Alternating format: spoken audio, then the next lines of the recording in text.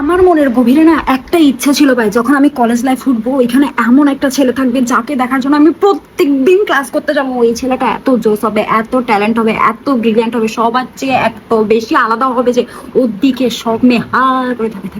সব মেয়ে ওর পিছনে গুড় গুড় গুড় গুড় গুড় গুড় করবে, কিন্তু সে শুধু আমার পিছনে ঘুরবে। ওয়াও, সে জাস্ট আমার জন্য কলেজে আসবে, আমি তার দিকে তাকাবো, সে আমার দিকে তাকাবে, আমি তার দিকে তাকাবো, সে আমার দিকে তাকাবে, উই হুই হুই হুই হুই হবে। হ্যাঁ, আমার মধ্যে ফিলিংস ওকে দেখলে উই হুই হুই হুই হবে। মানে ভাবতে কত ভালো লাগতো, কিন্তু আমার কপালটা এতই খারাপ যে আমার লাইফের কলেজ লাইফ শেষ, ভার্সিটি লাইফ শেষ, সারা জীবনে পড়ালেখা শেষ, আমি এখনো পর্যন্ত পাইলাম না তারে, পাইনি। আমার এখনো পর্যন্ত কোনো ছেলেকে দেখলে এখনো ওই ফিলিংসটা আসেনি যে ওয়াও কি সুন্দর ছেলে, ওয়াও কি হ্যান্ডসাম, লাগেনি, পাইনি ভাই।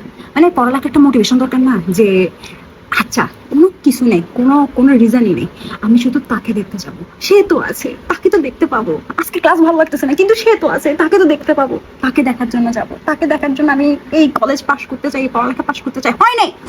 আসলে সব হচ্ছে স্টুডেন্ট অফ দ্য ইয়ারের মানে সাইড এফেক্ট। ছোটবেলায় স্টুডেন্ট অফ দ্য ইয়ার কেন যে দেখছিলাম ভাই, দেখার পর থেকে ও মাই গড, আমি শয়নে স্বপ্নে ভাবছি যে এরকম একটা পোলা আমার লাইফে এন্ট্রি করবে, আমি আলিয়া ভাট হয়ে যাবো। বাদা, আমাকে বলে হইলো না। যারা ভাবতেছো তোমাদেরকে হলে জুটবে, জুটবে না, জুটবে না, জুটবে না, কোনোদিন জুটবে না।